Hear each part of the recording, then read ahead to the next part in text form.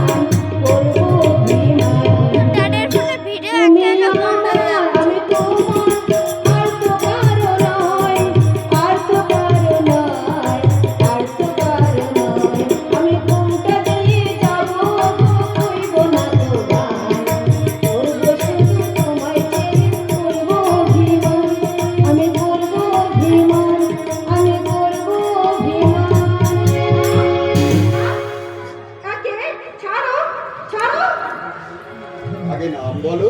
আগে ছাড়ো বলছি। ছাড়বো না।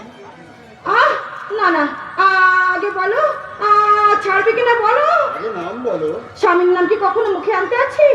ও সব জানি, আগে নাম বলো। আমি বলবো না। তাহলে আমিও ছাড়বো না। ছাড়ো না, লাগছে, ছাড়ো। লাগু। ছাড়বে না? না না না। দাঁড়াও, তাহলে আমি এক্ষুনি মাকে ডাকছি। মা, মা, ওরে ওরে দুষ্টু, আমার সঙ্গে তোমার ইয়ার্কি করা হচ্ছে তাই না? এই তো আমি চোখ ছেড়ে দিয়েছি, তো আবার মাকে কেন ডাকাডাকি করছো? আমি আমি হেরে গেছি গো, আমি হেরে গেছি। তার মানে? মানে মনে মনে ভেবেছিলাম যে আমি কার সঙ্গে কথা বলছিলাম। তাই নাকি? তা হঠাৎ আমার উপর এত অভিমানের কারণ? বাড়ি সেই কখন তুমি গেছো, এখন আসার সময়টাই করলে না। ও তাই বলো। আচ্ছা, আমার একা একা থাকতে ভালো লাগে বলো? আমারও কি দূরে থাকতে ভালো লাগে? তবে এত সময় তুমি কোথায় ছিলে? দাদু ধৃতরাষ্ট্রের কাছে বসে আমাদের পূর্বপুরুষদের বীরত্বের কাহিনী শুনছিলাম। শুনতে শুনতে আমি যেন কোথায় তন্ময় হয়ে গেছিলাম। জানো শিখা, বলো। আমার দাদুর পিতামহ মহারাজ শান্তনু কত বড় বীর ছিলেন, তার মনে মধ্যে রাগ হচ্ছে দেবতারাও নাকি তার কাছে পরাজিত হয়েছিলেন। তোমার বুঝি যুদ্ধ করতে খুব ভালো লাগে? এই প্রশ্ন অবান্তর।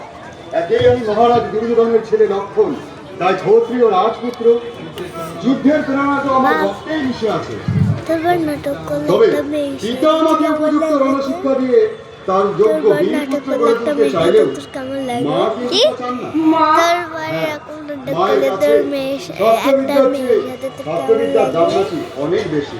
কি বলছিস? গেলা গেলা গেলা। মা যা চান তুমি তাই করো, তুমি তাই করো। সাথে নাটক করলে এরকম তোর কেমন লাগবে? যুদ্ধের নাম শুনলে আমার যে বড় ভয় করে গো, আমার যে বড় ভয় করে। তুমি দেখছি নিতান্তই বালিকা। আচ্ছা, এই শকুনি যুদ্ধের আসছে নাম না। শুনে ভয় পাওয়ার কি আছে? শকুনি ঘুমিয়ে পড়েছে। বিদ্রোহী এখন শকুনি এখন মুখস্থ করছে। তুমি কি করে বুঝলে? অনুমান শিখা, এই আমার অনুমান। দেখো দেখো কেমন পূর্ণিমার চাঁদ উঠেছে। উফ, আমার হাতটা ব্যথা হয়ে গেছে। পূর্ণ চন্দ্রের নির্মল আকাশের মতো আচ্ছা, কি করে দেখছে কাটে তো 3 ঘন্টা টাকানো পূর্ণিমা চাঁদ উঠেছে। অজ্ঞাত মাসের বছর শেষ হয়ে এলেই পাণ্ডবরা দেশে ফিরে আসবে, আর তখন 100 কৌরব আর 5 পাণ্ডব মিলে এই মাটিতে রচিত হবে এক সুখের স্বর্গ।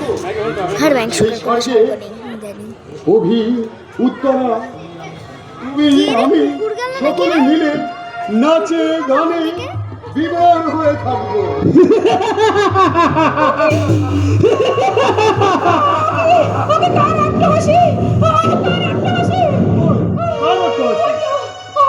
আমি শুনতে পাচ্ছি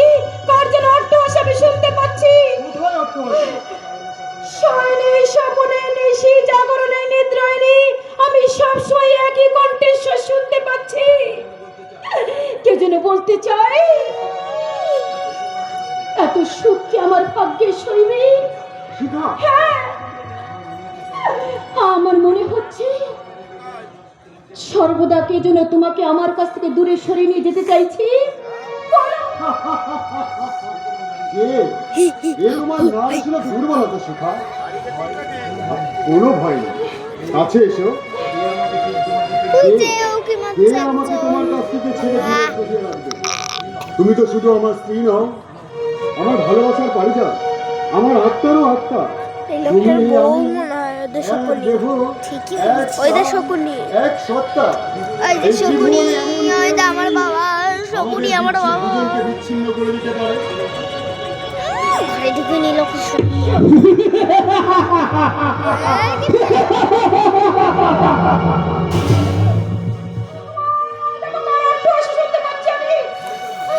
ভয় পেও না, ভয় পেও না সেটা, ভয় পেও না। এ হট্টহাসি নয়, এ তোমার মনের ভ্রম। তোমার নিশ্চয়ই মনে আছে, ঠাকুর মাতার বিয়ের দিন আশীর্বাদী বালা তোমার হাতে পরিয়ে দিয়ে বলেছিলেন, ওই আশীর্বাদী বালা যতদিন তোমার হাতে থাকবে আমাকে জলে ছুতে পারবে না। সেই আশীর্বাদী বালা তোমার হাতে ওই আছে, লোকটার তোমার হাতে দেখ ব্যান্ডেজ করা। পূর্বের সূর্য পশ্চিমে উঠতে পারে, কিন্তু আমার ঠাকুমা মহাসতী গান্ধারীর আশীর্বাদ কখনো মিথ্যা হতে পারে না শিখা। তাই যেন হয় গো, তাই যেন হয়। তাই হবে শিখা, তাই হবে। ঠাকুর মাদিয়া এই আশীর্বাদী বালাই রক্ষা কবচ হয়ে ঘিরে রাখবে তোমার এই লক্ষণকে, চির অম্লান রাখবে তোমার পা মুখের ব্যথা হয়ে হাসি। গেল। সার্থক হবে আমাদের ভালোবাসা, সফল হবে আমাদের। মহাকাল চলে এসেছে।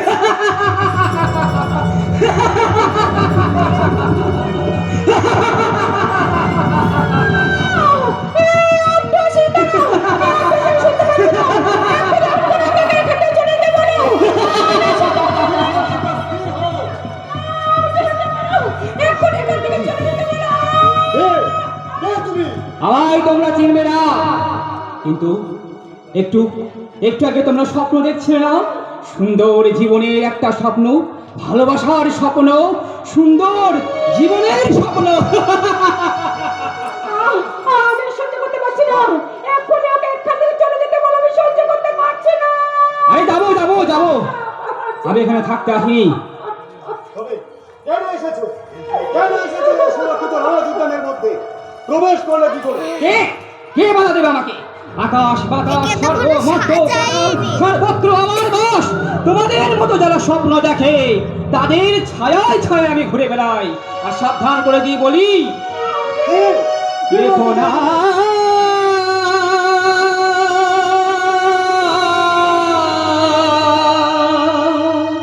ওটার বউ। স্বপ্ন তুমি দেখো না, দেখো না স্বপ্ন তুমি দেখো না। হাসির প্রাসাদ ভেঙে যাবে, হাসির প্রাসাদ ভেঙে যাবে, দুঃখ হবে রচনা। স্বপ্ন তুমি দেখো না, দেখো না স্বপ্ন তুমি দেখো না, স্বপ্ন তুমি দেখো না, স্বপ্ন তুমি দেখো না।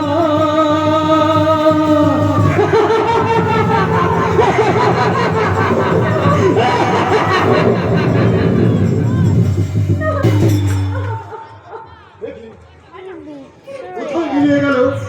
এই ছিল এই নেই, কি বিভৎস চেহারা ওর! ও কি কোনো ছদ্মবেশী দেব, নর, গন্ধর্ব, কিন্নর, অথবা কোনো মায়াবী দানব? আচ্ছা লোক ওকে আমি মহাকাল।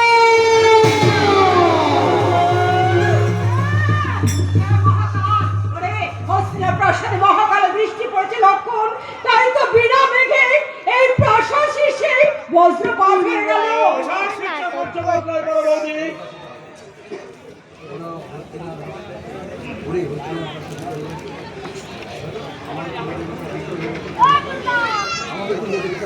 বাবা। আমাদের কুলদেবতার বিগ্রহ অন্তর্হিত সে জায়গাটা শুধু তাই নয়, এই মাত্র আমাদের হস্তি রক্ষক এসে খবর দিয়ে গেল বর্ধার প্রিয় হস্তি ঐরবতা নাই। কি বলে তুমি? কিছুক্ষণ আগে সে ফর ফর করে মারা গেছে। ওই রবত নেই, পুরো দেবতার বিগ্রহ অন্তর্হিত। এখনই তো এত অমঙ্গলের ছায়া। কে কে এমনি করে আমাদের মুখের হাসি? শিখা শিখা শিখা শিখা এইসব আমি কি শুনছি? চারিদিকে কিসের এত অমঙ্গল? ভয়াল প্রকটি, এ কিসের সংকেত? ধ্বংসের সংকেত বড় বৌদি। পদধূলিতে পড়ে অধর্মের বিজয় নিশানা দিতে চাইলে তার পরিণাম যে ধ্বংস, এই তারই সংকেত। না, কি বলছো তুমি কাকা? আমি তো কিছুই বুঝতে পারছি না। কি করে বুঝবি রে লক্ষণ? এই নাম যে রাজনীতি। হ্যাঁ, শোনি বড় বৌদি, বর্দা আদেশে মেজদাকে পুরো সৈন্য নিয়ে পাণ্ডবদের বন্দী অথবা কি? হত্যা করতে গেছে। এতক্ষণ হয়তো তারা কাজ শেষ করে ফিরে এসেছে। সে কি? আমি আমি তো এসবের কিছুই জানি না। আর জানবে দিলে তো তুমি জানবে বড় বৌদি। ছন্দগত শরী শকুনি মামা পাণ্ডবরা আর মেজদা যে গোপনে আর ঠাকুরপো ঠাকুরপো, তাই তো ধর্মাশ্রয়ী পাণ্ডবদের বিনাশ সাধন করতে চাইলে তাই নিজেদের বিনাশকে পথকে প্রশস্ত করতে হয়। এই তারই নাম সতর্কবাণী। এ হতে পারে না, এ কিছুতেই হতে পারে না। যা হতে পারে না তাই তো তোমরা দেখছো বর্ণাবতের হত্যা নিলাম, কবরধূত ক্রিয়া, পাণ্ডবদের বনবাস, প্রকাশ্যে সবাই আমাদের কুলবধূ পাঞ্চালীর বস্ত্রহরণ, লাঞ্ছনা, পাপের সরকারি কলা এবার পূর্ণ হয়েছে বড় বৌদি। গৌরবের ধ্বংস এবার অনিবার্য। তাই যদি হয় তাহলে তুমি যাত্রার আয়োজন করো সেজু ঠাকুরপো। আজই আমার লক্ষণ আর শিখাকে নিয়ে। কোথায় যাবে ভানুমতি তুমি? লক্ষণ আর শিখা গেলে তুই কোথায় যাবে? আমার বাবার বাড়িতে রেখে আসতে চাই। সে কি? আমি আচার্য কিপের কাছে লক্ষণের যুদ্ধবিদ্যার ব্যবস্থা করেছি। কাল থেকেই ওকে যুদ্ধবিদ্যা? না না না না না না না, যে বিদ্যাতে রক্তস্রোত বয়ে যায় আমি সেই বিদ্যাকে কিছুতেই শিখতে দেব না। শিখা, আর তুমি এখান থেকে। আর তুমি ভুলে যেও না লক্ষণ একজন রাজপুত্র।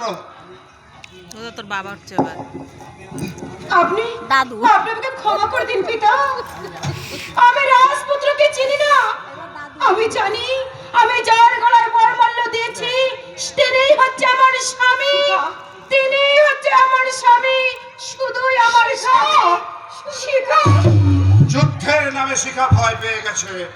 এর জন্যই আমি তোমাকে বারবার বলেছিলাম ভানুমতি, একটা পথের মেয়ের সঙ্গে তুমি লক্ষণের বিয়ে দিও না। রাজপুত্রের স্ত্রী হওয়ার যোগ্যতা একবার তো রাজকন্যারই থাকে। শিখা পথের মেয়ে হলেও সে আমার যোগ্য। লক্ষণ, তাই যে কোনো রাজকন্যা আছে আমার স্ত্রীর মূল্য আমার কাছে কম নয় পিতা, ওই দাদু কম উঠছে। নয়। আমি আশ্চর্য হয়ে যাচ্ছি লক্ষণের অধ্যত্ব দেখে। অর্থত্ব নয় বর্দা, ওকে বলে সৎসহ। তুমি চুপ করো যুযুধর। না চুপ করলেও আমি আর চুপ করে থাকতে পারছি না স্বামী। তাই আমি জানতে চাই মেজো ঠাকুর প্রতিদিন সশরীরে ওই পাণ্ডবদের অনিষ্ট সাধন করতে পাঠিয়েছ কেন? দুর্যোধন তার কাজের কৈফিয়ত কাউকে দেয় না ভানুমতি। তাও আমি তোমাকে বলছি, আমি যা করেছি সেটা আমার রাজনীতি। রাজনীতি নয়, এর নাম পাপ নীতি। তাই আমি তোমাকে অনুরোধ করছি স্বামী, এই হিংসার পথ তুমি পরিত্যাগ করো স্বামী। ভানুমতি, বৌদির কথা রাখো বর্দা। ভাগ করবো কেন? ধর্মস্বই পাণ্ডবদের ক্ষতি সাধন করতে চাইলে ধর্মে কিন্তু সইবে না। সেই কিছুক্ষণ পূর্বে সেই অমঙ্গলের তুমি সংকেত পেয়ে গেছো। পেয়েছি মেজো ভাইকে, প্রমাণ আমিও পেয়েছি। মাতল হ্যাঁ বাবা সুযোধর, তবে ওরা যা বলতে চাইছে হ্যালো? আমি কিন্তু ঠিক তার উল্টোটাই বোঝাতে চাইছি। হ্যালো কি বলতে চান আপনি? তোমরা যে অমঙ্গলের কথা বলছো উল্টো করে ধরেছ। তা কিন্তু হ্যালো? ধর্মে সৃষ্টি নয়, মানুষেরই চক্র। মানুষের চক্রান্ত, তাহলে পাশা ছিঁড়ে বজ্রপাত কোথায় মা জননী? ও যে বারুদের বিস্ফোরণ। আরে ভিডিও কল করলে তো দেখো। পুরোহিতের অন্তর্ধান, হাত সাফাই, তাহলে হস্তি ঐরাবতের মৃত্যু। বিস্ফোরণ সম্ভব। মাতল হে বাবা সুযোধর, আমি বেশ বুঝতে পারছি তোমাকে ভয় দেখে কর্তব্যচ্যুত করতে এক গভীর চক্রান্ত। চক্রান্ত কে কে সেই চক্রান্তকারী? কার নাম বলবো বাবাজি? এই যে তোমার ঘর শত্রু বিভীষণের কাজ। বিভীষণ বিভীষণ বিভীষণ মাতুলের যুক্তি যে তোমার কাছে বেদ বাক্য, তা আমি জানি স্বামী। তাই তাই আমিও তোমাকে জানিয়ে যাচ্ছি, আমার পুত্রবধূ লক্ষণ শিখাকে আমি আমি নিয়ে যাচ্ছি। সে কি হ্যাঁ আমার আদেশ রক্ষা করে?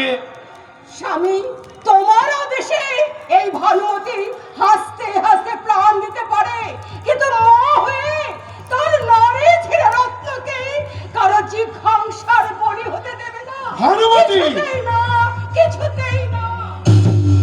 ভানুমতি বলতে চাই লক্ষণ শুধু তারই ছেলে, আমার কেউ নয়। ভারী অন্যায়। বাবা সুযোধর, বাবা যুধিধর, তুমি যাও যাও, এই মা লক্ষ্মীকে বুঝিয়ে সুঝিয়ে আশ্বস্ত করবে। যাচ্ছে যাচ্ছে মাতুল, তবে বৌদিকে আশ্বস্ত করতে নাই, তাকে আমি কাজে সাহায্য করব। তার মানে তুমি কি চাও এই লক্ষণ আর শিখা প্রাসাদ ছেড়ে চলে যা? চিন্তা নাই মাতুল, সময় হলে লক্ষণ আর শিখা এই প্রাসাদে ফিরে আসবে। কবে বাবাজি কবে? যেদিন এই হস্তিনা প্রাসাদে তোমার মতো রাহু কবল মুক্ত হবে, সেই দিন, তার আগে নয়, আগে নয়। শুনলে বাবা সুযোধর, এই যুযুধনের কথা নয় আমি ছেড়েই দিচ্ছি, কিন্তু মা ভানুমতির এই স্বেচ্ছাচারী। যেতে দাও মাতল, যেতে দাও। ভানুমতির কাছে যে আমি প্রতিশ্রুতিবদ্ধ, তার কোনো কাজেই আমি বাধা দেব না। তা যাক, সেসব কথা পরে হবে। দুঃশাসনের খবর কি, সে তো এখন এলো না। দুঃশাসন নিজে এসেছে দাদা। দুঃশাসন কিন্তু কি বাবা? আমি যুভাগ্নি ওই পঞ্চপাণ্ডবদের বেঁধে এনেছো নাকি হত্যা করেছো?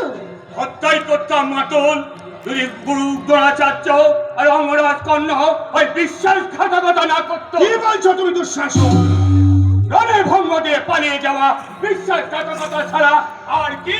দ্রোণাচার্যের পক্ষে হয়তো সম্ভব, কিন্তু শশাঙ্করাজ বিশ্বাসঘাতক না, যেদিন সে বিশ্বাসঘাতক হবে সেদিন আকাশে আর সূর্য উঠবে না সখা। শশাঙ্করাজ হ্যাঁ সখা, মধ্যম কর্ণ যাই বলে থাকুক না কেন, একটা কথা তুমি জেনে রেখো, কর্ণ অকৃতজ্ঞ নয়।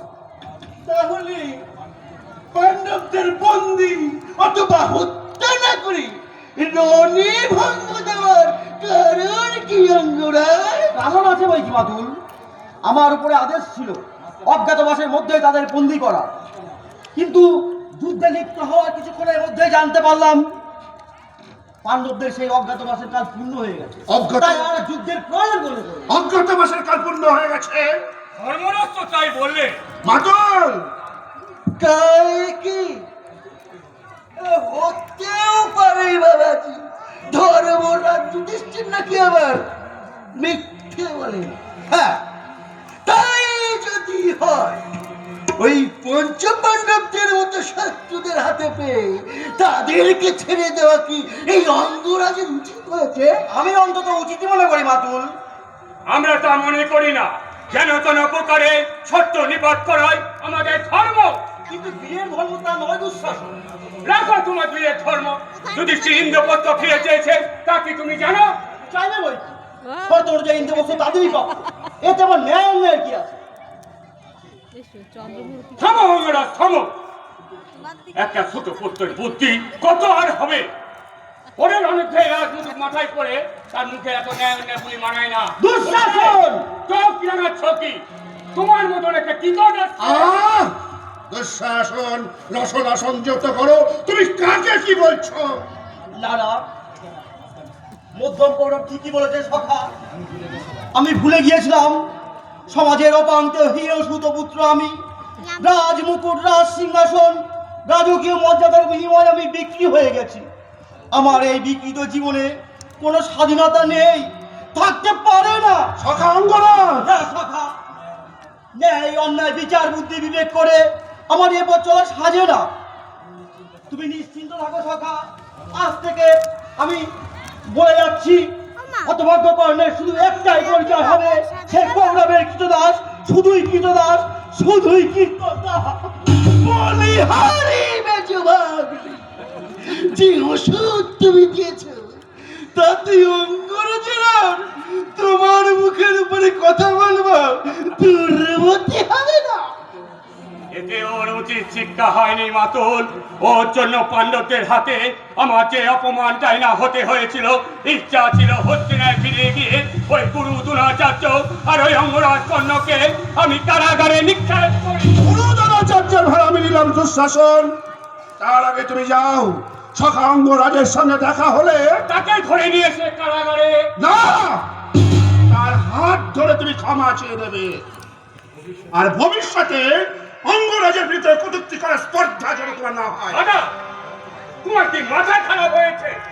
একটা ছোট পুত্রের বুদ্ধির হাত ধরে ক্ষমা চাইবো আমি? হ্যাঁ চাইবে, কারণ সখা অঙ্গরাজ সুতপুত্র হলেও সে একজন রাজা, আর রাজার বিচার রাজাই করতে পারে, তার ভ্রাতার কোনো অধিকার থাকে না। রাজা আর রাজভাটা কি আলাদা? সম্পূর্ণ আলাদা। তরবারি রাজার হাতে শোভা পেলেও সেই তরবারিকে রাজ মুকুট ভেবে কেউ অভিবাদন করে না, কথাটা তুমি মনে রেখো। তাহলে কি এই পঞ্চপাণ্ডবদের আমার ইন্দ্রবস্ত্র ফিরিয়ে দেবে বাবা? মন্ত্রণা কক্ষায় তো ছিল না বাদল। আপাতত আমি সেখানে যাচ্ছি, তোমরাও এসো। হয়ে গেল এই মন সুযোধনের মধ্যে গতি। আমার বড় ভালো বোধ হচ্ছে না মেজবাগ। এই মন্ত্রণা কক্ষে গিয়ে যা হবে তা আমি ভালোই বুঝতে পারছি। তার চেয়ে তোমরা যা ভালো পারো করো, আমি তপস্যা করতে ওই হিমালয়ের পথে পা বাড়ালাম। দাঁড়াও, দাঁড়াও দুঃশাসন, কোথাও যেতে হবে না। তুমি যেখানে আছো সেখানেই থাকবে। দুঃশাসন, যাকে আমি ঘুরিয়ে দেবই দেব। দুঃশাসন, দুদি, এই দুঃশাসন জীবনে কোনোদিন অপমান হজম করতে শেখেনি মাতু। দুদিন অপেক্ষা করো, দেখতে পারবে দাদা নাম মাত্র হস্তিনার রাজা হলেও আসল রাজা এই।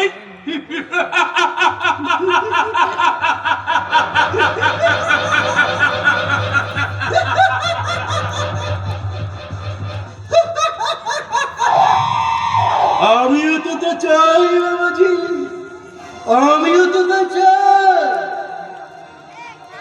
ওই অধর্মের হাত ধরে এগিয়ে যেতে না পারলে আমার যে পাশা খেলার চল কিস্তিমান হবে না। হে স্বর্গবাসী পিতা, হে ক্ষুধার্ত তৃষ্ণার্ত ভাইরা, অপেক্ষা করো। ওই শত ভাতা চৌরাবে তাত্ররাতে আমি তোমাদের তর্পণ করবই করব।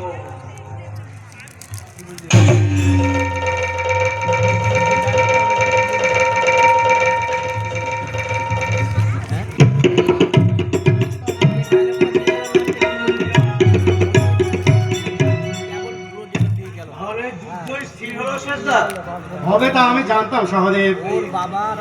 ধর্মরাজের শান্তির বাণী মৈত্রীর বাণী শুনে যে দুর্যোধন আমাদের হাতে ইন্দ্রপ্রস্থ ফিরিয়ে দেবে না, এ তো জানা কোথায়। ধর্মরাজ কিন্তু যুদ্ধ চান না। যুদ্ধ আমিও চাই না। যুদ্ধ মানেই তো ধ্বংস, আর ধ্বংস মানেই তো সৃষ্টি শেষ। অধর্মিকটা ধ্বংস না হলে ধর্মের প্রতিষ্ঠা হবে কি করে? হয়তো তাই। যাক, সেসব ভাবনার সময় এখন আমাদের নয়। ধর্মরাজের আদেশ, আমাদের মিত্র রাজন্য বর্গদের আমন্ত্রণ জানাতে হবে। তারপর কুরুক্ষেত্রে শিবিরের স্থাপন, যুদ্ধের প্রস্তুতি, অনেক কাজ এখনো বাকি। সময়ও সংক্ষেপ। মধ্যম পাণ্ডব যাত্রা করেছে, তুইও তৈরি হ সহদেব। আমাকেও এক্ষুনি রওনা হতে হবে। আমিও তৈরি হয়ে নিচ্ছি। দেখি সহসা হঠাৎ গাঢ় অন্ধকার নেমে এলো কেন? সময় তো এখনো পূর্বাহ্ন অতিক্রম করেনি, এখনই সূর্য অস্তমিত হলো। এই যে আশ্চর্য শ্রদ্ধা, তাহলে প্রলয় কাল কি আগত? না না সহদেব, তা হতে পারে না ভাই। কিন্তু হঠাৎ সূর্য নেমে গেল, এ কি ঘন ঘোর অন্ধকার! পরিত্রাহী পরিত্রাহী কণ্ঠে মানুষ পরিত্রাহী পরিত্রাহী রবে চিৎকার করছে। তবে তবে কি প্রলয়কাল আগত? সখা অর্জুন, তোমাদের শত্রু গন্ধর্ব চিত্রসেন মায়াজাল বিস্তার করেছে। পাশুপাত অস্ত্রের দ্বারা তুমি তার মায়াজাল ছিঁড়ে দাও। ওই তো পাণ্ডবের বিপদের বন্ধু সখা অভয়ের বাসুদেবের অভয় বাণী। বুঝেছি রে দুষ্ট চিত্রসেন, ছিন্ন হত্যার মায়াজাল। অন্ধকারের বুক ছিঁড়ে আবার আলোর বিকাশে সূর্য উঠেছে।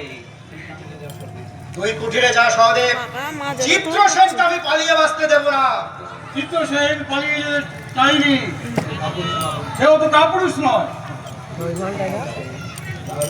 তাহলে তুমি মৃত্যুর জন্য প্রস্তুত হও চিত্রসেন। গন্ধর্ব চিত্রসেনকে মৃত্যু দেবে তুমি? তুই প্রস্তুত হও, প্রস্তুত হও তৃতীয় পাণ্ডব। অশ্বপথ মায়াজালে তুমি যে জাল আমার ছিঁড়ে দিয়েছ, নাক পাশে আমি তোমাকে বন্দী করলাম। মুক্তি হোক, ব্যর্থ হোক না। জলস্থিতে ভেসে যাও। অগ্নিবাণে শুষ্ক হোক প্রলয়ের বাড়ি। মৃত্যু সুনিশ্চয়। ব্রহ্মবাণে বর্জ্যবান হলেও পরিণত হোক। আশ্চর্য! কি হলো গন্ধর্বরাজ? আর কি বাণ আছে নিক্ষেপ করো। আমি পরাজিত। ইচ্ছা করে তোমরা যে কোনো মৃত্যু আমাকে দিতে পারো। গুরুতর শাস্তি তোমার প্রাপ্য।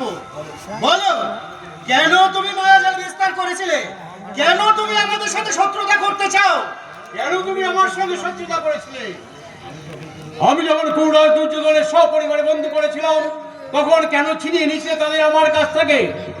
গুরুরাজ দুর্যোধন আমাদের বংশের সন্তান, আমাদের ভাই। তার সঙ্গে জড়িয়ে আছে আমাদের বংশ মর্যাদা। আভিজাত্য বংশ মর্যাদা ভাই। আমি যখন তোমার ভাইকে বন্দী করেছিলাম, তখন তোমাদের গায়ে লেগেছিল, কিন্তু আজ যে তোমরা তোমাদের ভাইয়ের রক্তে স্নান করতে চলেছো, তাতে বুঝি কিছু হয় না? এটা আমাদের ঘরোয়া ব্যাপার, তা নিয়ে তোমার এত মাথা ব্যথা কেন? এই জন্য যে এই গন্ধর্ব চিত্রসেন কারো শত্রুতা ভোলে না, ভুলতে জানে না। কিন্তু আজ তোমার শত্রুতা শেষ হবে এই গন্ধর্ব। আমি তোমাকে এমন শাস্তি দেব। শাস্তি দেবার তুমি কে অর্জুন? চিত্রসেনকে যা শাস্তি দিতে হয় আমি দেব। আর যাও বর্দা, তাই যাও। ও বুঝুক পাণ্ডবদের সঙ্গে শত্রুতা করার শাস্তি কি ভীষণ। চিত্রসেন, আদেশ করুন ধর্মরাজ, কি শাস্তি দেবেন? মৃত্যু? না, মুক্তি। মুক্তি? এ কি করছো অর্জুন? চিত্রসেন মায়াবী গন্ধর্ব। হলেও আমরা তো মানুষ, তাই শাস্তির বদলে তো মুক্তি দিয়ে বোঝাতে চাই। মানুষ হিংসা চায় না, সত্যতা চায় না, চাই ভালোবাসা, চাই অহিংসা। যাও যাও চিত্রসেন, তুমি নিশ্চিন্তে তোমার রাজ্যে ফিরে যাও। যাচ্ছি। তবে মুক্তির নামে যে শাস্তি তুমি আমাকে দিলে তা চিরদিন আমার মনে থাকবে ধর্মরাজ। অর্জুন, সহদেব, আমার উপর তোমাদের খুব দুঃখ হচ্ছে তাই না? হবারই কথা। তোমাদের শত্রুকে যাবি আমার শত্রু বলে ভাবতে পারি না, যেমন সুযোধন কেউ নয়। ও আর কটা দিন মানে শুরু হবে ভাই ভাই আত্মক্ষয়ী সংঘর্ষ, তার পরিণাম। অর্জুন, কি বাবু? আমার মন নিয়ে সুযোধন যদি একটু ভাবতো। ওরটা ভাবলে আমরাও ভাবি ধর্মরাজ। কে? সুযোধন? আমি একা আসিনি, বড় বৌদি এসেছে। মা ভানুমতি এসেছে। আমার প্রণাম নেই ধর্মরাজ। কাশি উঠেছে, বাদল দিচ্ছে। তা হঠাৎ আমারই কর্ম। রামজ্যোতিষপুরে আমার বাবার বাড়িতে লক্ষণ আর সীতাকে না, রেখে না। যাওয়ার সময় আপনাকে প্রণাম করতে ইচ্ছে হলো, তাই। হাত ব্যথা হয়ে গেছে ধর।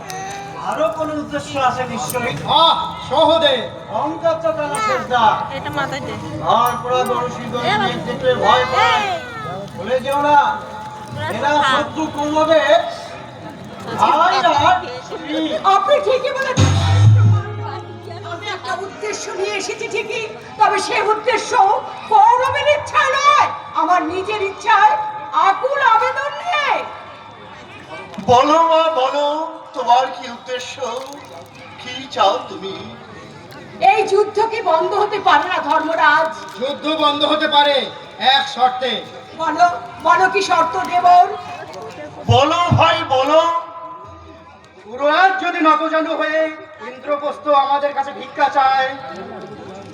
অর্জুন, হ্যাঁ বর্দা, ভিক্ষা চাইলে আমরা করুণা করতে পারি, কিন্তু গায়ের জোরে কেড়ে নিতে চাইলে আমাদের ন্যায্য দাবি আমরা ছাড়বো না, কিছুতেই না। এই অসম্ভব শর্ত কোনদিনই পূর্ণ হবে না। মহামারী দুর্যোধন মরবে, সে কোনদিন কখনোই ভিক্ষা চাইবে না। আমাদের অগ্রজের সম্মান কারোর চেয়ে কম নয়, তিনি রাজ চক্রবর্তী। চক্রবর্তীর কাছে আমি আসিনি দেবর, আমি এসেছি বিশাল বটবৃক্ষের স্নেহ ছায়া তলে প্রাণের আবেদন নিয়ে। না না, শুধু আমার লক্ষণ আর শিখা নয়, অনেক সন্তান সন্ততির কথা ভেবে, পুরো নারীদের কথা ভেবে, আমাদের মতো অসহায় নর নারীদের কথা চিন্তা করে আকুল আবেদন নিয়ে এসেছিলাম। কিন্তু আমি তোমায় কথা দিচ্ছি মা, এই ভাতৃ হত্যা জ্ঞাতি হত্যা বন্ধে শেষ চেষ্টা আমি করবই। আপনার আশ্বাস বাণী মাথায় নেই। আমি চলে যাচ্ছি ধর্মরাজ। এই আশ্বাস বাণী হবে আমার জীবনের বাঁধেও শত দুঃখ ঝঞ্ঝা হাহাকারের মধ্যেই এই আশ্বাস বাণী হবে আমার একমাত্র সান্ত্বনা, পরম সান্ত্বনা। বড় বৌদি আসি ধর্মরাজ। সে কি ভাই, এই তো এরই মধ্যে চলে যাবে? না গিয়ে উপায় কি আছে? লুকিয়ে এসেছি, লুকিয়েই তো আমাকে যেতে হবে। যাবার সময় আপনাকে একটা প্রণাম করে যাই। আর আমি বলে যাচ্ছি, সুযোধন ও দুঃশাসনকে দেখে আমাদের 100 ভাইয়ের বিচার যেন কেউ না করে, বিচার যেন কেউ না করে।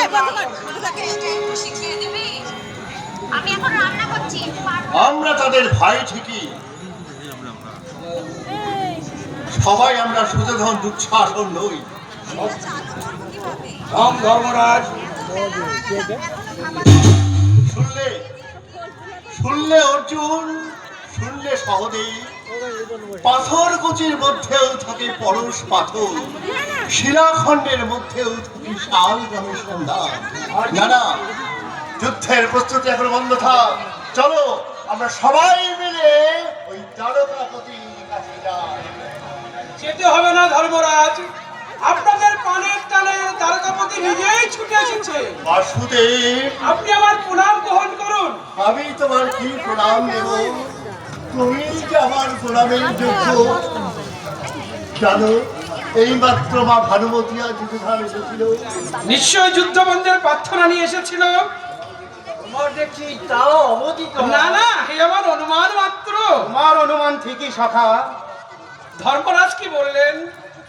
আমি যুদ্ধ চাই না কেশব, আমি যুদ্ধ চাই না। আমার অনুরোধ, তুমি গিয়ে সুযোধনকে বুঝিয়ে বলো ইন্দ্রপ্রস্থ দিতে না চায়, 5 ভাইয়ের জন্য মাত্র 5খানা গ্রাম দিই, তাতেই আমরা সন্তুষ্ট হব। তাও যদি দিতে না চাই বলে এসো বাসুদেব। আমরা ভিক্ষার ঝুলি কাঁধে নিয়ে যেভাবে ভিক্ষা করে খাচ্ছি সেইভাবেই থাকবো। তবু যুদ্ধ আমরা করবো না, যুদ্ধ আমরা চাই না। সহদেব বিধায় উত্তেজিত হয়ে পড়েছে। ওর কথা তুমি ছেড়ে দাও।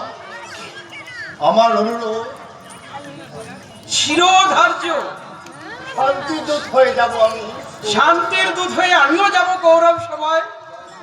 জয় জয় শ্রী গোবিন্দ। তুমি যখন শান্তি চাও, এবার আমি নিশ্চিন্ত। আমি যাই, মাকে গিয়ে বলি আমার আগমনের বার্তা। যুদ্ধের অশান্তিমূলক পৃথিবীতে দাঁড়িয়ে এবার আমরা স্বস্তির নিঃশ্বাস ফেলতে পারবো, স্বস্তির নিঃশ্বাস ফেলতে পারবো। কি ভাবছো শাখা অর্জুন? ভাবছি তোমার লীলা বোঝা ভার। তুমি শান্তির দূত হয়ে কৌরব সবাই যাচ্ছ যে রে। ধর্মরাজ আনন্দে আত্মহারা হয়ে গেলেন। আচ্ছা সত্যি করেই বলো তো, তুমি কি শান্তি চাও না যুদ্ধ চাও? এ তুমি কি বলছো সখা? আমি যে শান্তির পূজারী। তুমি যাও সখা, এই স্থানটা বড় মনোরম। এই নির্জল শ্যামল প্রান্তরে আমি একটু বিশ্রাম নিই। বিশ্রাম? বিশ্রামের অবকাশ তোমার নেই সখা। জন্মের পর মুহূর্ত থেকে যে কর্মযোগে তুমি নিজেকে উৎসর্গ করেছো তা সমাধান না হলে তোমার ছুটি নেই। তবু যখন একা থাকতে চাইছো থাকো, আমি যাই অতিথি সৎকারের আয়োজন করি গে। কি আয়োজন করবে সখা? যা তুমি ভালোবাসো, বনের ফল আর চোখের জল।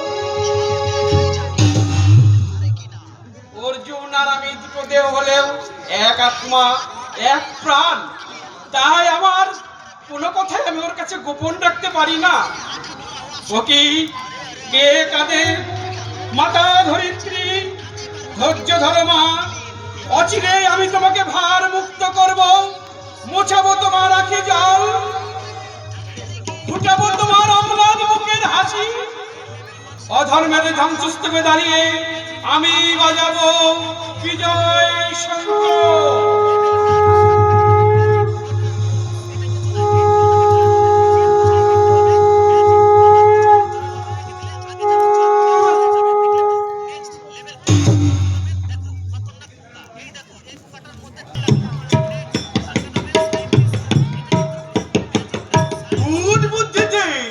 তুমি আমাকেও হার মানিয়ে দিলে মেজু ভাগ্নি। আমার কুবুদ্ধি তো তোমার কাছেই শিখা মাধুর। আশাই সব তোমাকে আমি দেখে আসছি। হয় কি নয় করছে তোমার চুরি নেই। তাই বলে এতখানি আমি পারতাম না মেজু ভাগ্নি। এই আমাদের অশ্বরক্ষক ওই ধুন্দুবিরামকে সাক্ষী সাথী বড় ভাগ্নেকে বেমালুম বুঝিয়ে দিলে। মা ভানুমতি আর ওই যুযুধান গিয়েছিল পাণ্ডবদের শিবিরে তার বিরুদ্ধে বিষ ঢালতে। শুধু কি তাই, দুর্যোধনের সাথে যে পৌঁছেছে একটা খারাপ সম্পর্ক, সে কথা দাদা বিশ্বাস করতে বাধ্য হয়েছে।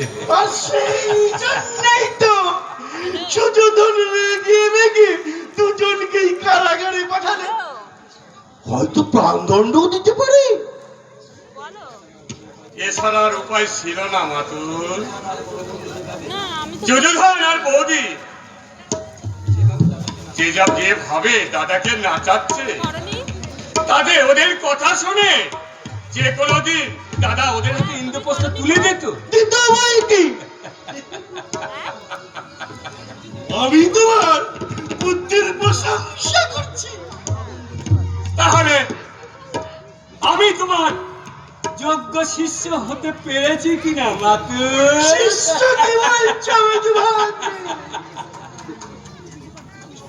আমি শপথ করে বলতে পারি,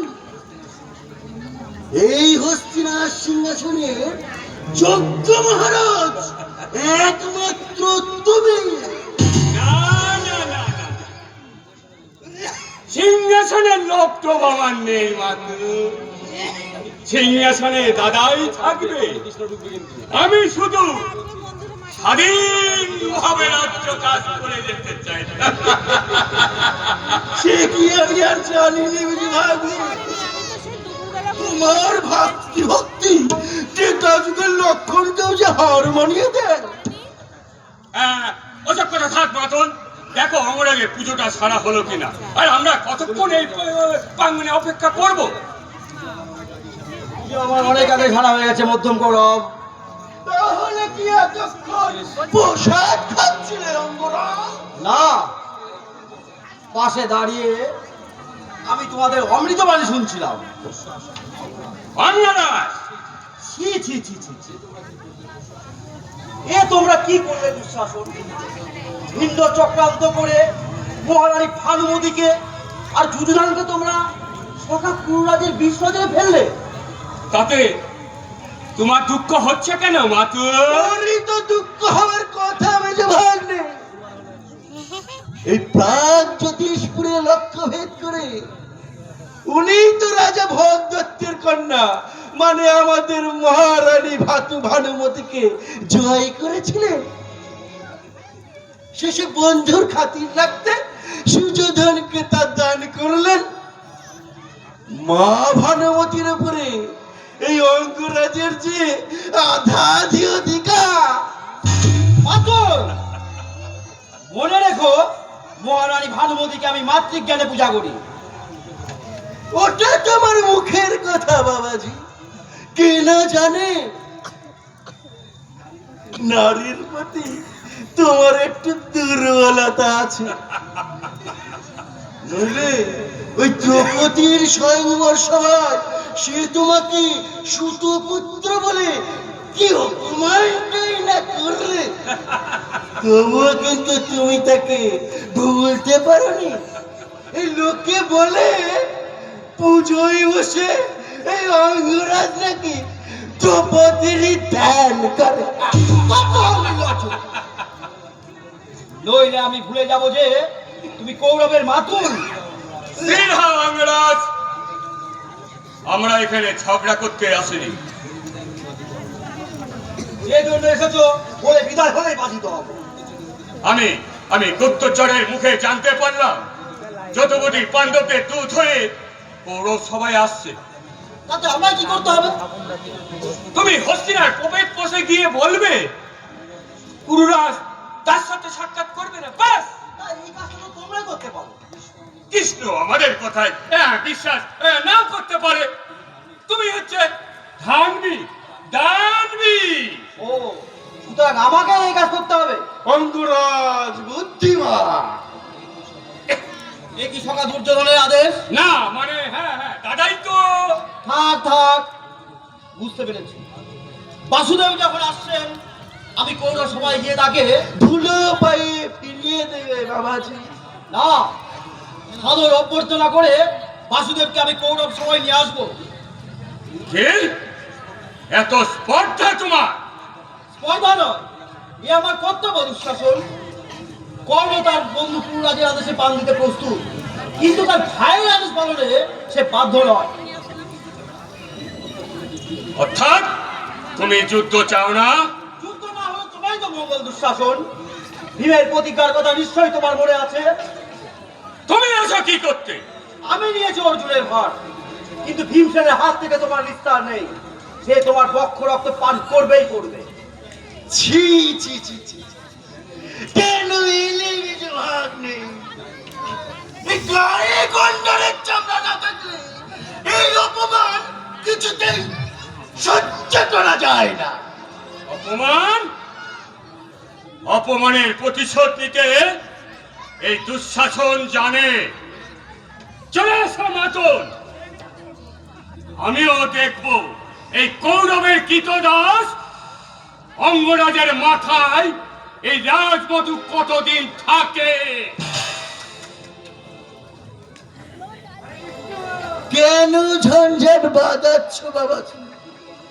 যুদ্ধ বাঁধলে তোমারই তো লাভ।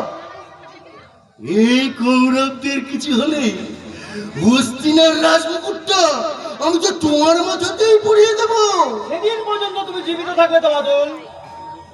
সহদেব তোমার জন্য তরবারি টানবে। কে? সহদেব?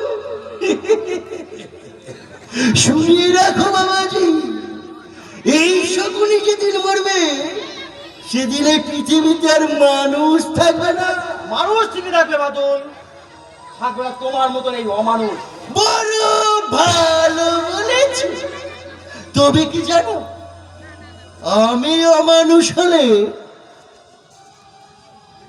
তুমিও কিন্তু মানুষ নও, একটা কেতোদাস।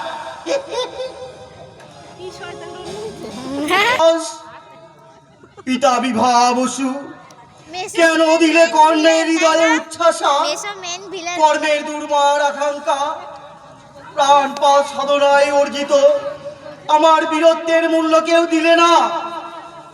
সমাজের কাছে আমার শুধু একটাই পরিচয়, আমি অতি নীচ, অতি হীন সুতপুত্র, কৌরবের কৃতদাস, শুধুই কৃত্য।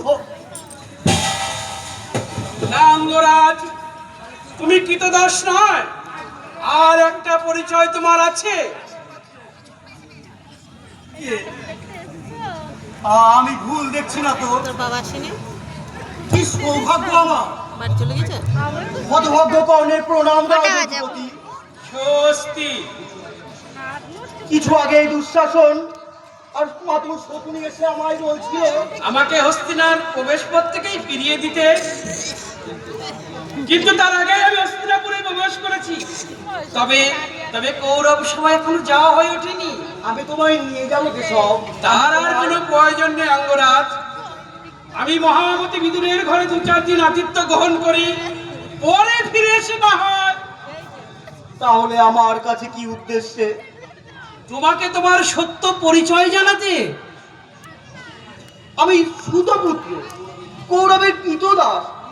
এর যে সত্য কি আছে জনার্দন? আছে কর্ণ, তুমি সুতপুত্র নও। দেব বংশে তোমার জন্ম, সূর্যদেব তোমার পিতা। সূর্যদেব আমার পিতা, তাই কি উদয় চলে তাকে দেখলে আনন্দে বুকটা ভরে যায়, আবার অস্তাচলে ঢলে পড়লে দু চোখে নেমে আসে শ্রাবণের ধারা। তাই তাই কি জ্ঞান উন্মেষ থেকে আমি তাকে এত ভালোবাসি। আর পাণ্ডব জননী মহাসতী কুন্তী তোমার মা। পাণ্ডব জননী কুন্তী আমার মা? হ্যাঁ অঙ্গরাজ, বিষের দহন জ্বালায় এ কি অমৃতের প্রলেপ দিলে কেশব? আমি জ্যেষ্ঠ পাণ্ডব, ও আমি পাগল হয়ে যাব, আমি পাগল হয়ে যাব। ধৈর্য ধর কর্ণ। এই অধর্ম বিনাশের পরে পৃথিবীতে ধর্মরাষ্ট্রের প্রতিষ্ঠা হলে তুমিই হবে এই পাণ্ডব কুলের শ্রেষ্ঠ রাজা, এই একছত্র সম্রাট। যুধিষ্ঠির, ভীম, অর্জুন তোমার মাথায় রাজছত্র ধরবে, নকুল, সহদেব তোমার পদসেবা করবে, তোমার এই যশস্ব সৌরভে সুরভিত হবে স্বর্গ মর্ত্য ত্রিভুবন। কিন্তু কিন্তু কি কর্ণ, সত্য সন্দ মহাজ্ঞানী তুমি, ওই মহাপাপী দুর্যোধনের পক্ষ ত্যাগ করে তুমি আমার সঙ্গে চলো, পাণ্ডবদের পাশে গিয়ে দাঁড়াবে। আর তা হয় না মুরারি। কেন হয় না ভাই? তোমাদের অভিজাত গর্বী সমাজ যখন আমায় হীন সুতপুত্রে বলে ঘৃণা করেছে, অমানুষ ভেবে পায়ে ঠেলেছে, তখন সকা দুর্যোধনই আমাকে ভাই বলে আলিঙ্গন করে দিয়েছিলেন মানুষের অধিকার। তাই প্রাণান্তেও আমি তাকে ত্যাগ করতে পারবো না মাধব, ত্যাগ করতে পারবো না। তুমি দুর্যোধনের সঙ্গে নরকে যাবে? আশীর্বাদ করো, তাই যেন যেতে পারি। কর্ণ, একটা কথা জানতে বড় সাধ হয় নারায়ণ। বলো কি জানতে চাও? আমি যদি মাতা কুন্তির গর্ভের সন্তান, তবে কেন আমি সুতপুত্র নামে বিদিত? তুমি মাতা কুন্তির কুমারীকালীন সন্তান, তাই তো মা লাখ লজ্জার ভয়ে তোমাকে ত্যাগ করতে বাধ্য হয়েছিলেন। আজ তার জন্য তিনি অনুতপ্ত। থাক থাক বাসুদেব, আর আমি শুনতে চাই না। গর্ভে স্থান দিয়েও যে মায়ের কাছে পুত্রের চেয়ে লোকনিন্দা বড় হয়, তার পরিচয় আমার জীবনে অজ্ঞাতই থাক। কর্ণ, আমি রাধার সুত, এই সত্যই আমার জীবনে সত্য হোক। কিন্তু কিন্তু তোমার মাঝে তোমার পথ চেয়ে বসে আছে। আমি চাই না বাসুদেব, বঞ্চিত মাতৃ স্নেহের মন্দাকিনীর সুধা আমি চাই না। যার পিজুল ধারা পান করে আমি বড় হয়েছি, তার স্নেহের বাড়াবাড়ি আমার কাছে অনেক সুখে, অনেক শান্তি। তবুও তুমি ভেবে দেখো, আমি পাণ্ডব জননীকে কথা দিয়ে এসেছি, তোমাকে ফিরিয়ে নিয়ে যাবই। বাসুদেব, তুমি দানবীর, আমায় শূন্য হাতে ফিরিয়ে দেবে ভাই? না না হে রাজভিক্ষু, কর্ণ কাউকে শূন্য হাতে ফেরায়নি, আর তোমাকেও ফেরাবে না। কি দেবে আমায়? হতভগ্ন কর্ণে এই হৃদয় মথিত অশ্রুবাণী। কর্ণ, হ্যাঁ কেশব, মাতা কুন্তিকে বলো, যদি যুদ্ধ হয় একমাত্র অর্জুন ছাড়া আমি আর কাউকে বধ করবো না। কর্ণ, কর্ণ অথবা অর্জুন, যুদ্ধে যে কেউ নিহত হোক, কুন্তি দেবী পঞ্চপুত্রের জননী, পঞ্চপুত্রের জননী হয়েই থাকবেন। তথাস্তু। দয়া করে এসেছো যখন আমার বাড়িতে। আজ নয় কর্ণ, আজ বিদুর আমার জন্য অপেক্ষা করছে। বেশ, তবে আদেশ দাও, আমি আসি। এসো বন্ধু। হ্যাঁ, তোমার কর্তব্য নিষ্ঠায় আমি বড় প্রীত হয়েছি। যদি কিছু বর চাও। বর যদি দেবে, তবে এই বর দাও নারায়ণ, লোভে ক্ষোভে দুঃখে সহস্র অপমান প্রলোভনেও যেন সকা দুর্যোধনকে ত্যাগ করা দুর্মতি আমার না হয়। কর্ণ, ভাগ্য বিলম্বিত কর্ণ, এছাড়া আর কিছুই চাই না দেব, এছাড়া আর কিছুই চাই না। ভাগ্য বিলম্বিত তুমি নও কর্ণ, দুর্ভাগ্যই ভারতের। তাই মহাভারতের এক মহান চরিত্র, ধর্মবীর কর্মবীর দাতা কর্ণকে অধর্মের কৌরবদের সঙ্গে অকালে মুছে যেতে হবে কালের কবলে। সবই বিধিলিপি। সে বিধাতা কে? একই শকুনি তুমি? তোমার গায়ের গন্ধ পেয়েই তো দুঃশাসনকে মিথ্যে কথা বলে আমায় চলে আসতে হলো। তা আমার পিছনে আর কারণ? অকারণে শকুনি তোমার পিছু নেয়নি বাসুদেব। ও বুঝেছি, হস্তিনার প্রবেশ পথ থেকে ফিরিয়ে দিতে না পেরে এখন এসেছে আমাকে তাড়িয়ে দিতে। তোমায় তাড়াতে পারে এমন সাধ্য কার? তোমার অসাধ্য কিছুই নেই। যৌদয় দুর্যোধনের যত কিছু দুষ্কর্মের মন্ত্রী তো তুমি। আর তুমি বুঝি যন্ত্রী নও? কি যাতা বলছো? শকুনি যাতা বলে না মাধব। আমি যখনই যা যা করেছি, ঠিক তার আগে এই বুকের মধ্যে তোমার ছবিটাই দেখতে পেয়েছি, তোমারই নির্দেশে করেছি। চুপ করো নরাধম। তোমার নিজের দোষ আমার ঘাড়ে চাপিয়ে তুমি নির্দোষ প্রমাণিত হতে যাচ্ছ। তুমি তো তা বলবে বই কি? শকুনিতে কেউ চিনবে না, চন্দ্রিকে তো কেউ চিনবে না। এই শকুনির নামটাই জগৎ সংসারে কলঙ্কিত হয়ে থাকবে। বাতুলের প্রলাপ রাখো, কি জন্য পিছু নিয়েছো সেটাই বলো। তুমি আমাকে মুক্তি দাও। অর্থাৎ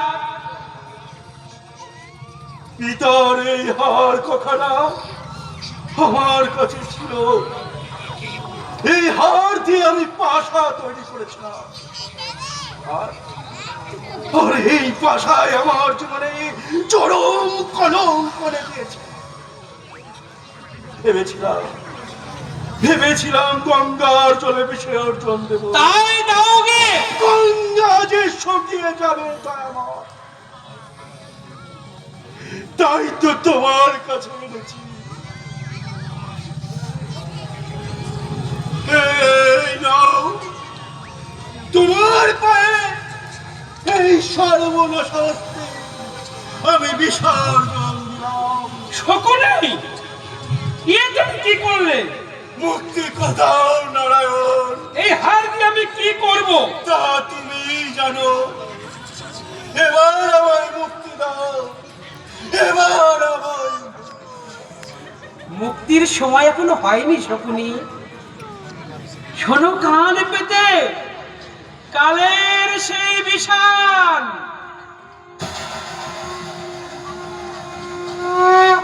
সর্বধর্মান্ন পরিত্যাজ্য মামেকং শরণং ভজ অহং তং সর্বপাপেভ্যো মোক্ষামি মা শুচি। দিলে না, আমায় মুক্তি দিলে না। ভালো,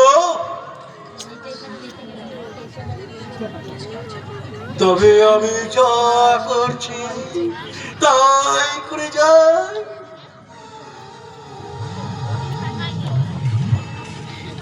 এই বিশ্বের চোখে তুমি হয়ে থাকো অম্লন দীপ্ত ভাস্কর, আর এই সকলই হয়তো দিনে শিকার কোন অন্ধকার। তোমার ইচ্ছাই পূর্ণ হোক নারায়ণ, তোমার ইচ্ছাই পূর্ণ হোক।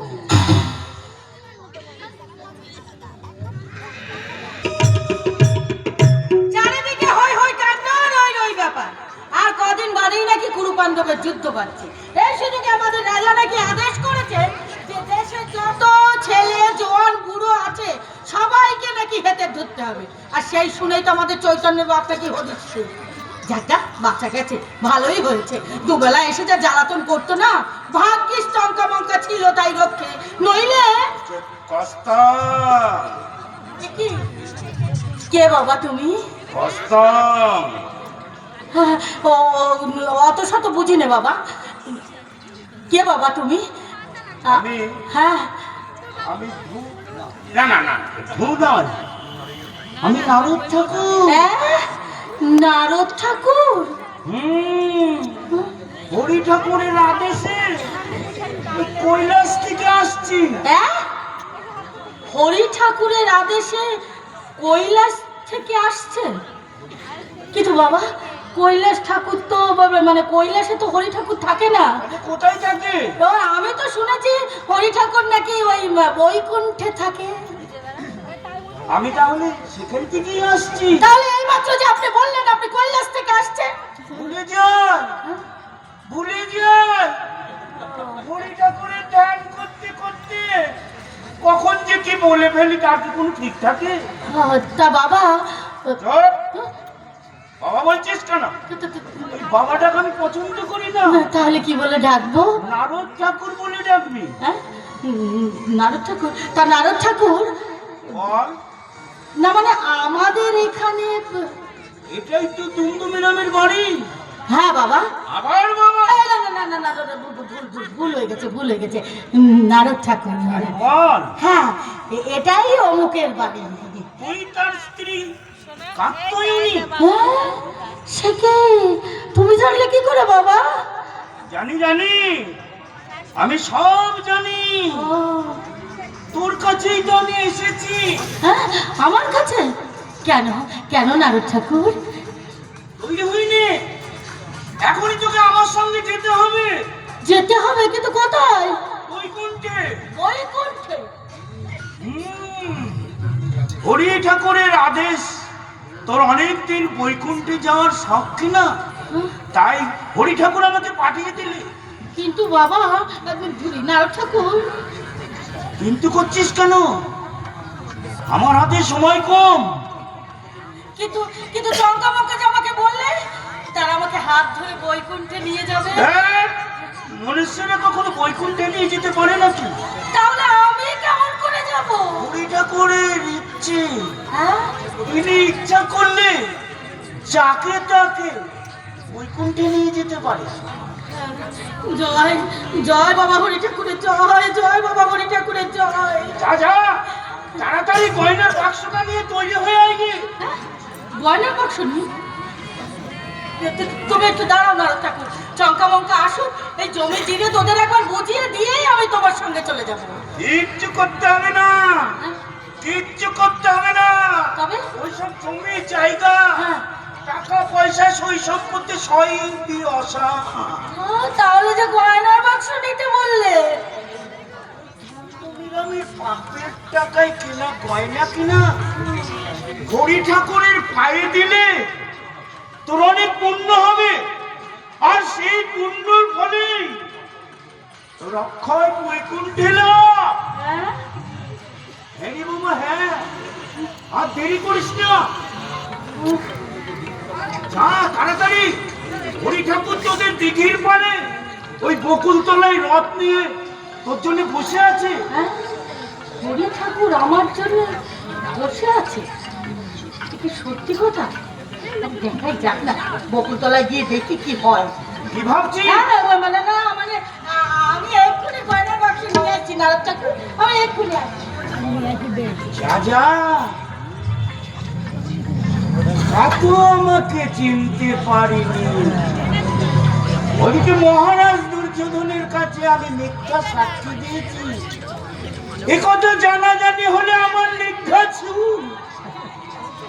এদিকে চঙ্কার মঙ্কাও বাড়িতে নেই, এই ফাঁকে কাতুকে গয়নার বাক্স সমেত ওই বকুলতলায় নিয়ে যেতে পারলে ব্যাস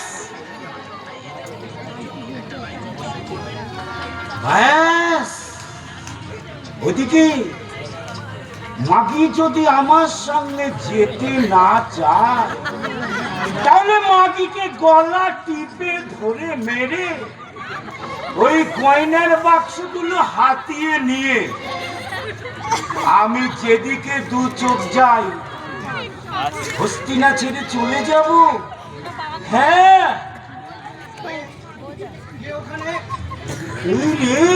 ওখানে বসে ও বাবা, কথা বলছি না কেন? আরে কে তুমি? আমি নারদ ঠাকুর। তো ধরো। নারদ ঠাকুর? এই মঙ্কাদা, এদিকে আয়, নারদ ঠাকুর এসেছে। নারদ ঠাকুর এসেছে?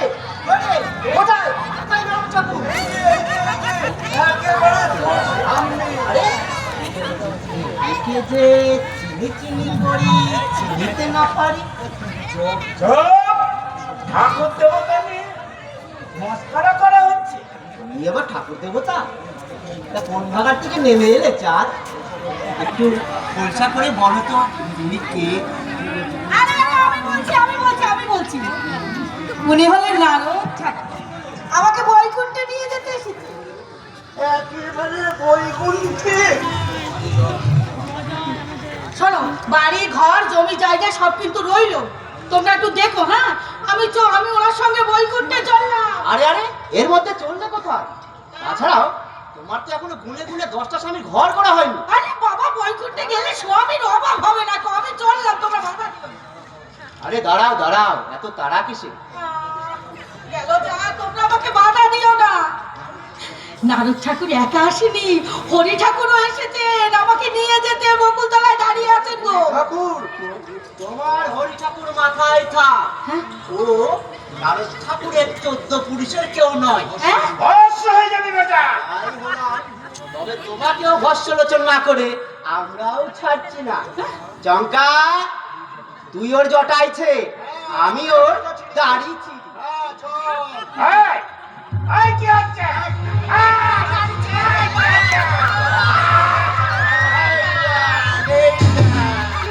নারদ ঠাকুর নকশা। এটি সেই ঘাটের বড় গো।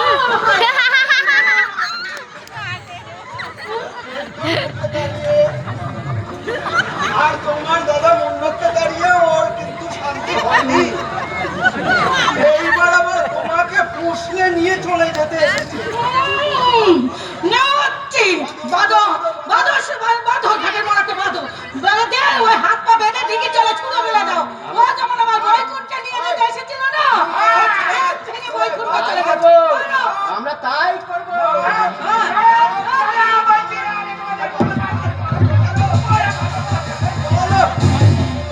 বাপরে বাপ, পালিয়ে চলে গেল। যা, নাকি ঘাটের বড় যে পালিয়ে গেল? তাই পালাবে। আমি জানতে পেরেছি মহারাজ দুর্যোধনের কাছে মিথ্যা সাক্ষী দিয়ে মহারানী ভানুমতি আর রাজার ভাই যুযুধনকে কারাগারে পাঠিয়েছে। তারই শত্রুতে ও যেখানে এই পালাক, ওকে পাকড়াও করে রাজবাড়িতে নিয়ে গিয়ে আমি সত্যি কথা কবুল করাবো। তবেই আমার নাম মঙ্কা। চঙ্কা, চমকা মঙ্কা চমকা। আর আমি বলে যাচ্ছি, বুড়োকে আমি শুনে চড়াবই চড়াবো। তবেই আমার নাম মঙ্কা। ওরা পালিয়ে গেল। একবার ধরুক চমকা মঙ্কা ওকে, তখন আমিও বুঝিয়ে দেব কত ধনে কত চাল। হস্তিনার প্রাসাদে রন্ধে রন্ধে লহ দৃষ্টি পড়েছে। তাই তো দেখে দেখে শুধু চক্রান্ত আর চক্রান্ত।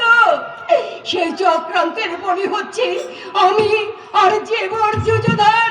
আমি তো পশ্চিম এই কক্ষে বন্দিনী আছি, কিন্তু জানি না দেবর যুযুধন কি অবস্থার মধ্যে আছে।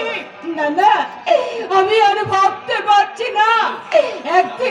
একদিন আমি ছিলাম আমার স্বামীর চোখে সতী সাবিত্রী স্ত্রী, জীবন সঙ্গিনী, কিন্তু আজ তার চোখে আমি বিষধরী কাল নাগিনী। তোমার মুখে আমি ওই সম্বোধনা শুনতে আসিনি, তবে কি করতে এসেছো? বিচার করতে। বিচার? হ্যাঁ, ভাবি চাইনি বিচার, বিশ্বাসঘাতনীর বিচার। রাজা! অস্বীকার করতে পারো আমার বিনা অনুমতিতে তুমি পাণ্ডবদের কুটিরে যাওনি? গিয়েছিল। পাণ্ডবদের সঙ্গে যুধিষ্ঠিরের সঙ্গে তোমার কোনো শর্তের কথা হয়নি? হয়েছিল মহারাজ। আর সেই শর্ত অনুযায়ী আসন্ন যুদ্ধে গোপনে তুমি পাণ্ডবদের সাহায্য করবে, বিনিময়ে যুদ্ধ শেষে যুযুধনকে তারা হস্তিনার সিংহাসন দান করবে। তুমি ভ্রান্ত। কিন্তু অপদার্থ নয়। আমি জানতে চাই যুযুধনের সঙ্গে তোমার কিসের সম্পর্ক? মায়ের সঙ্গে ছেলের যে সম্পর্ক। মিথ্যে কথা। প্রত্যক্ষদর্শী নিজের চোখে দেখেছে ওই পাণ্ডবদের কুটির থেকে বেরোনোর পথে কোন এক নির্জন জায়গায় তোমাদের দুজনের ব্যভিচারিণীর নগ্ন দৃশ্য। চুপ করো। আমি জানতাম তুমি হিংস্র ক্রূর, কিন্তু এত নীচ এত নির্বোধ কি বললে? ছিল না। আমি নির্বোধ, আমি নীচ। হ্যাঁ, তা যদি না হবে তাহলে অমানুষের চক্রান্তে নিজের স্ত্রী আর ভাইকে তুমি এইভাবে অবিশ্বাস করতে পারতে না। ভানুমতি, তুমি জেনে রেখো স্বামী, আমার কাছে আমার লক্ষণ যা, ওই যুযুধনও ঠিক তাই। আমি তা বিশ্বাস করি না। সেই জন্যই তো তুমি লক্ষণকে আমার কাছ থেকে কেড়ে নিয়ে গিয়ে তুমি যে তোমার বাপের বাড়িতে রেখে তোমাদের আদর্শই করে তুলতে চাও। হ্যাঁ হ্যাঁ চাই। লক্ষণকে আমি আদর্শ গান করে তুলতে চাই, তোমাদের মতো রক্ত পিপাসু জল্লাদ নয়। ভানুমতি, আমি রক্ত পিপাসু জল্লাদ? তোমার এত বড় সাহস! হাউসের জবাবটা তুমি মহারানীকে ভালো করে দিয়ে দাও দাদা। তাই দেবো দুঃশাসন, আমি তাই দেবো। বল বল কালনাগিনী, কেন আমার মুখে খবর বেড়েছিস? কেন সে বিশ্বাস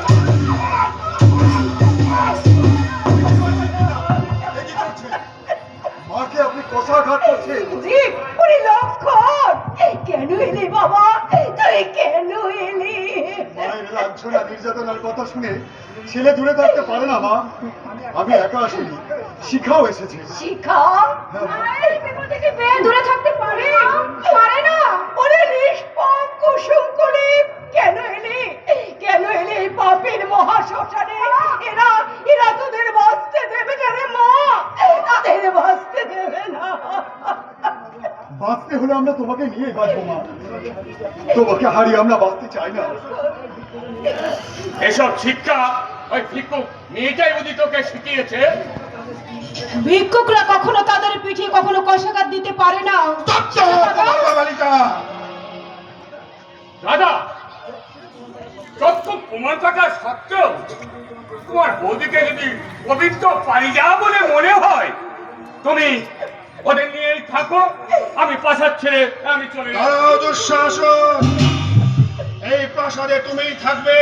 থাকবে না ওই পাপী রোশিনী।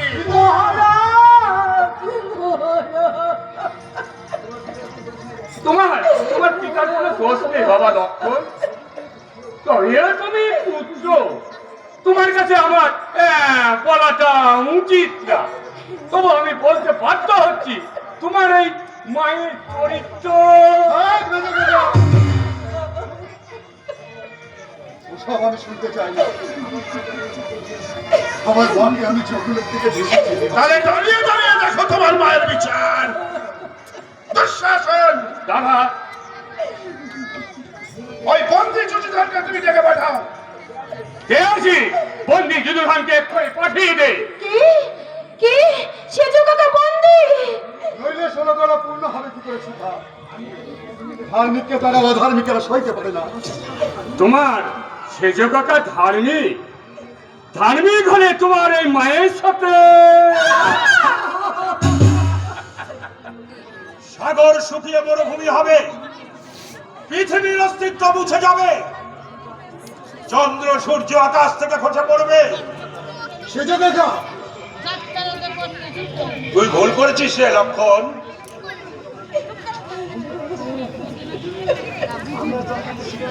আমরা চক্রান্তের শিকার হয়ে গেছি রে লক্ষণ। বুঝতে পারছি ধ্বংস আর দূরে নাই, কাছে। বিচার করো দাদা, তুমি বিচার করো। তুমি তো রাজা, রাজার মতনই বিচার করো। শাসন, পেটাই রামচন্দ্র এই সীতার মতন স্ত্রীকেও সে তো নির্বাসন দণ্ড দিয়েছিল, তাই আর না? তারপরেও দুর্যোধনের বিচার দেখে এই শশা ধরনি বিস্মিত হবে। মহারাজ, বিচারের প্রহসনে কাজ নেই মহারাজ। আমি আমি তোমার কাছে ভিক্ষা চাইছি, তুমি তুমি আমাকে প্রাণদণ্ড দাও। প্রাণদণ্ড তোমার উপযুক্ত শাস্তি হলেও আমি তোমাকে দিলাম আজীবন নির্বাসন। এই, কে আছিস? এই এ কে তুই? মহারাজের অনুগত রক্ষী কৌশিক। যাও যাও দক্ষিণ, এই পাপী রসুলকে এই হস্তিনাল প্রাসাদের সীমান্ত পার করে দিয়ে আসো। যথাজ্ঞা মহারাজ। আসুন মহারানী। না, আর আমি মহারানী নই রক্ষী, আমি আমি একজন রাজদণ্ডিতা, অভাগিনী নারী মাত্র। অনুমতি ভেবো না দেবর, ভেবো না। এই সত্যের সূর্যকে মিথ্যের মেঘ দিয়ে বেশি দিন ঢেকে রাখতে পারবে না। সত্য একদিন প্রকাশিত হবে। ভানুমতি, স্বামী, তুমি তুমি আমার স্বামী, তাই যাবার সময় আমি আমি দূর থেকে তোমাকে প্রণাম করে যাচ্ছি। আর সেই স্বামী আমি বড় বৌদি,